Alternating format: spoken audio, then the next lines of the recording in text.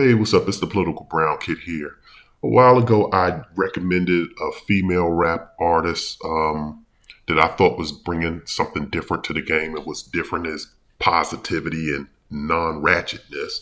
Um, so I kind of plugged her in. You can go check my channel out for that information if you like. But what I'm going to also do today is I kind of stumbled across this author. I think she's old now. She's in her 80s. But she wrote some books in the 1970s, I do believe. Two of the books that I'm recommending here, and mind you, I have not read them yet, but I plan on putting them on my reading list. Maybe I'm going to get it through Audible, or I'll pick up the actual book. But one is called The Manipulated Man, and the author is Esther Vilar, or Esther Vilar. She's from Germany, and her first book is called The Manipulated Man. And just an overview of the book, just what it kind of says is, it's basically saying that a man is a human being who works, and I'm kind of reading the overview right here. It says a man is a human being who works, while a woman chooses to let a man provide for her and her children in return for carefully dispensed praise and intimacy. But they use the sex words. So basically, they were using some Greek mythology type terms in the other overview, but they're basically saying that women through feminism have manipulated man into believing that the world operates in a patriarchy, but it's actually a matriarchy. And women just kind of basically, you would say, I guess people would use the term gaslight, but women have kind of tricked men into believing that they're oppressed, and they kind of use that against men, and men, falling for it, and due to feminism, they kind of perceive it that way, but it's actually women pulling the purse strings because women control through wit. And when I just stumbled across this today, I was just like, wow, that is very interesting, because that's the same thing that I've been thinking myself as well. Because women, a lot of people say that women are powerless, but women are not. Women, women's power operates differently. And just to kind of tie this in, I may be kind of stumbling across my words a little bit, but all of this chit chatter about which gender is better, which gender does this better or that better, the genders are complementary. And you can't have man without woman. You can't have woman without man. It just really doesn't work. You complement one another. Men do have more brute force, more physical strength with them. That is very true. But women have a lot more wit and cunningness with them. Women, I told y'all before, like, you can get, back in the day when we used to go on field trips, we go to the store and get our little candy and stuff. And the girl, if she didn't have that money, she gonna come over there and bat her eyes at you and be like, hey, how you doing? Can I get 50 cent to go get this, or can I have some of this? And they'll do that, and men just immediately go weak for the attention of a woman and the affection of a woman that we give in. Women control and manipulate men.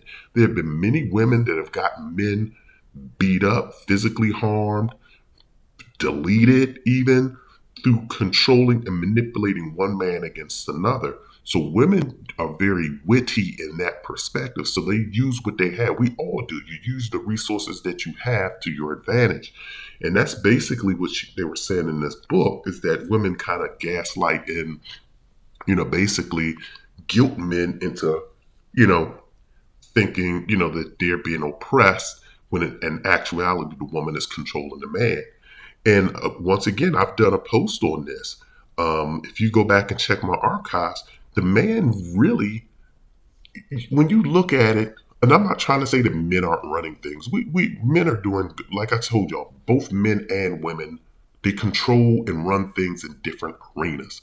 But when you look at the traditional outlook, and not even just the traditional outlook, but you can look at the outlook period, whether it's traditional, when you go back in time, or when you look at today's time, women, when it comes to personal lives and households, women control all of that. Once again, it's the hand that rocks the cradle. When you look at like what men have done as far as maybe building the infrastructure of the world, whether it's roads, whether it's planes, trains, automobiles, whether it's the internet and all that other stuff, yeah, you can give kudos and credit man. But when you look at things that really matter when it comes down to family, people, connections, women win in that regard. They just honestly do. When you have children, your children say, I'm going to grandma's house, or I'm going to mom's house. And dad pays probably, whether dad's paying all the bills or paying 50-50, but dad lives there too. But everyone really acknowledges mom. And when you look at the matriarchy of the family, when the matriarchy leaves the family, when she passes on and transcends into the next life, the family, if no other matriarch steps up, no one gravitates towards the patriarch because it's mom that's cooking the Sunday dinners. Mom galvanizes the family. So that's why, like I said, men win in maybe some areas, and I think women, you always look at, when you're single, you want to be married or you want to be in a relationship. When you're in a relationship, you want to be single. You always think the grass is greener on the other side. So sometimes I think women look at what men are doing out in the world and they think they want that. But to be honest with you, just to have the love and adoration of the family, and it's the family that really matters. When you boil everything down to it, it comes down to relationships and personalities. Also, in line with this book, just talking about this book, The Manipulated Man, just to kind of make another point here, is when you look at the house, normally it's women, that kind of select, I really want this house, babe. I want to live here. And men kind of concede to her wishes. Yeah, I prefer to live in this neighborhood or this house, but she really wants this one. And we give that to her. We concede on it. Because men really, we're easygoing. We're like, man, as long as it's not too bad, we can go along with mostly anything. Like I told y'all before in a previous post, but you got to dig it up in the archives. A man can go to work and come home, and the woman can rearrange all of the furniture in the house, and he can't really say anything about it.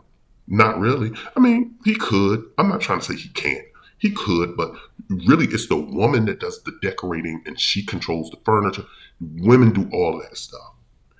Let a woman go to work, and then the man just decide he wants to put the knives and rearrange the kitchen, and then reconfigure the furniture in the living room, in the dining room, and in the bedroom. It's not going to happen. She's going to have him change it back to the way she had it. It just doesn't work that way. Women, so this book, kind of The Manipulated Man, even though I have not read it, I kind of understand where they're going with it. She also has another book that I'm gonna recommend too. And like I said, I haven't read either one of these, but I'm gonna pick them up. It's called The Polygamist, or what is it called here? It's called The Polygamist SEX, and then it's a man's right to the other woman. So apparently, they're saying that a lot of women and feminists did not like Esther Vilar. Like I said, she was in Germany. She wrote these in the 70s. These are available online. I'm definitely going to check them out. And so I'm just passing along this information just in case anybody is an avid reader or just interested in this topic. I know we talk about it on the internet a lot.